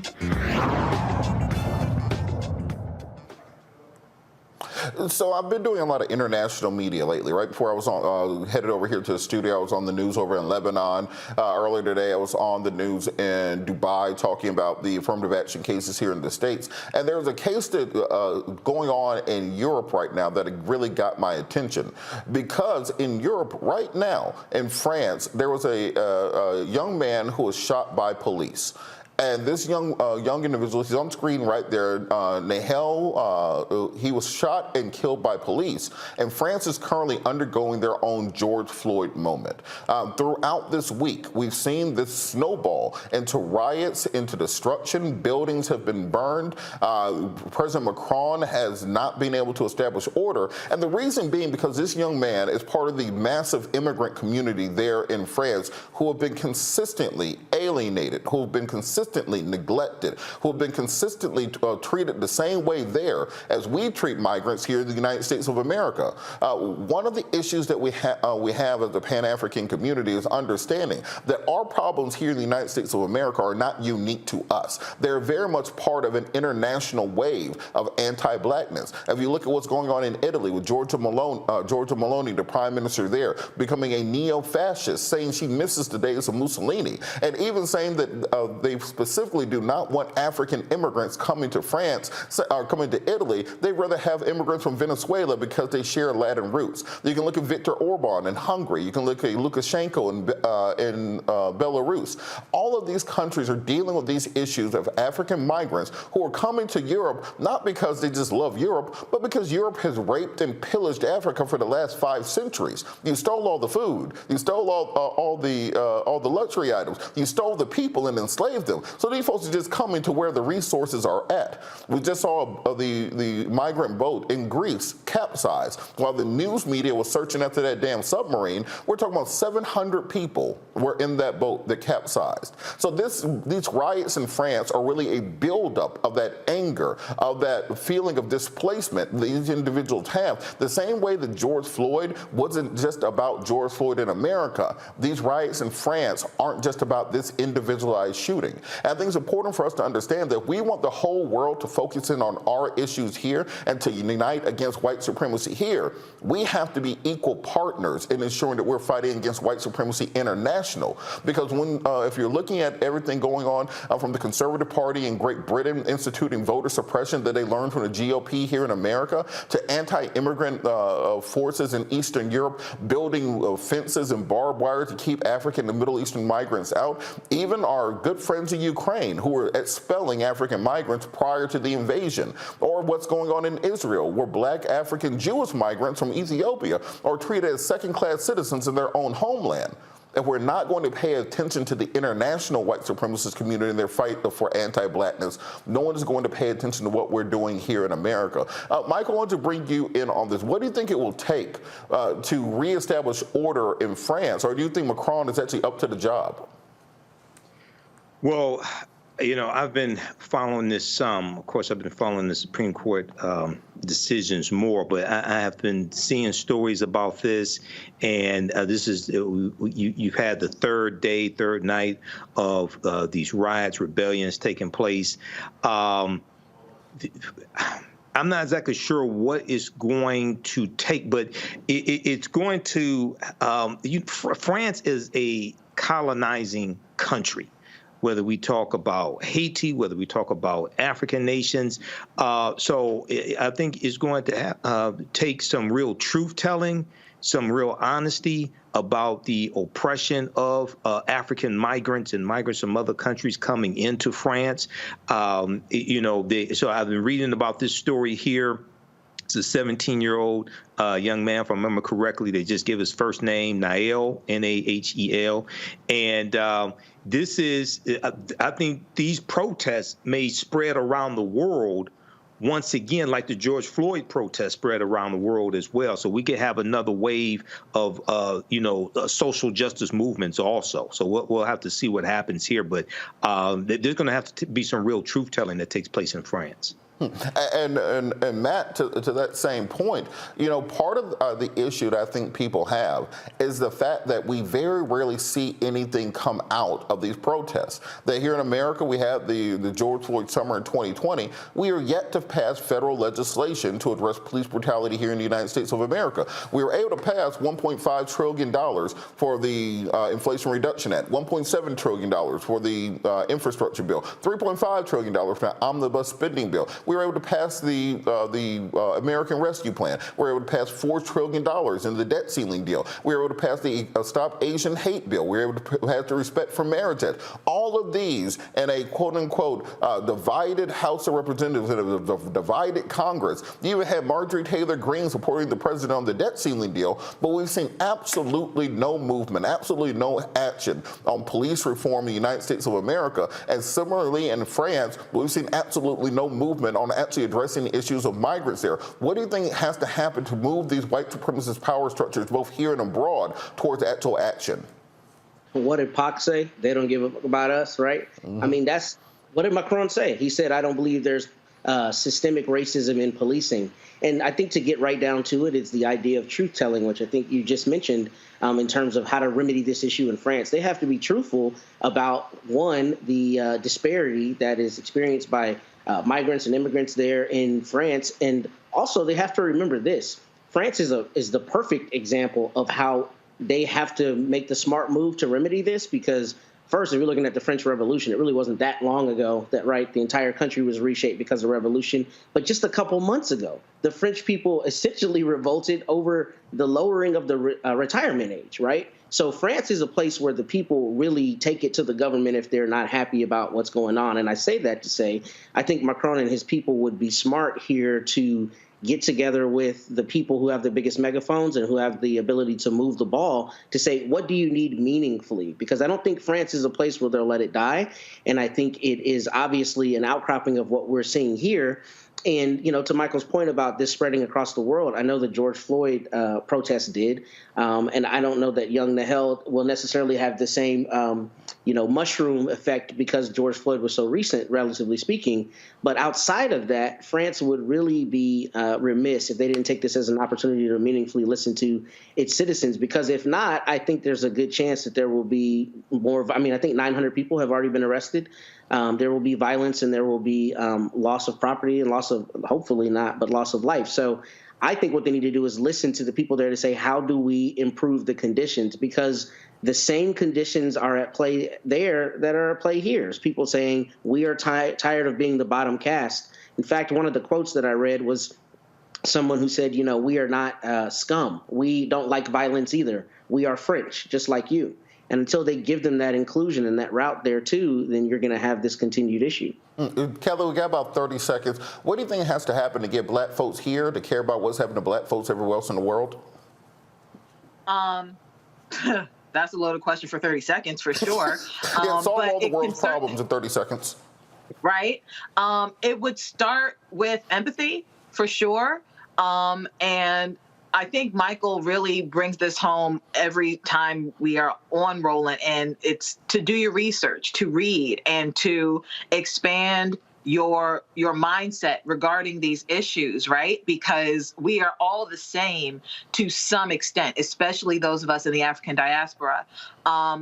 Specifically when it comes to police brutality and the French and the like, I think that as Americans, we need to understand that they are under a very similar system, being that they are like the tenet of French culture is to be colorblind, right? City of love and all these things. And, we don't have racism here because everybody's the same. And that's obviously not the case. And we have that same problem here. So the more that we're able to empathize and actually see each other as brothers and sisters in the same fight, I think we can have a more global discussion about white supremacy and about racism across the globe. Absolutely. Well, and Michael, I know you wanted to talk about your class. I also want to have you on my radio show Sunday to talk about it also, but do you have a couple seconds on that? Oh, I'll come on your show. All right, everybody, this Saturday, July 1st, 2023, 2 p.m. to 4 p.m. Eastern Standard Time. Join me for my new 12-week online course, Ancient Kemet, the Moors, and the Ma'afa, Understanding the Transatlantic Slave Trade, what they didn't teach you in school. Visit my website, AfricanHistoryNetwork.com, AfricanHistoryNetwork.com. Register there. We deal with thousands of years of history and what leads up to the transatlantic slave trade taking place. It's a very visual presentation. You will never see history the same way again. All right. Thank you so much, Michael. Thank you so much, Michael. Thanks so much, Matt. Thank you so much, Kelly. Got to thank our guest, Reverend S. Todd Geary, also Abdul Dasula, also Melanie Campbell. Thanks, Roland, for letting me sit into his chair while he's having a good time at Essence Fest. Could have invited me, could have hollered at your boy. But thank you so much. Follow me on all social media at Robert Patillo. And as I said in every show, in the words of Gil Scott Heron, no matter the consequences or fears to grip your senses, you got to hold on to your dreams. Hold on to your dreams, America.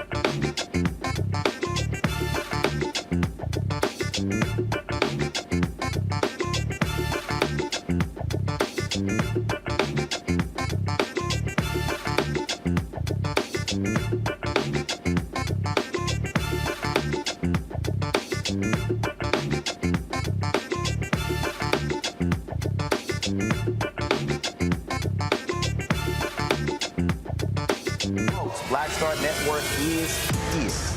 Hold no punches. I'm real revolutionary right now. Support this man, Black Media. He makes sure that our stories are told. Thank you for being the voice of Black America, Roland. Stay black. I love y'all. All momentum we have now, we have to keep this going. The video looks phenomenal. See, this difference between Black Star Network and Black-owned media and something like CNN. You can't be Black-owned media and be scared. It's time to be smart. Bring your eyeballs home. You dig?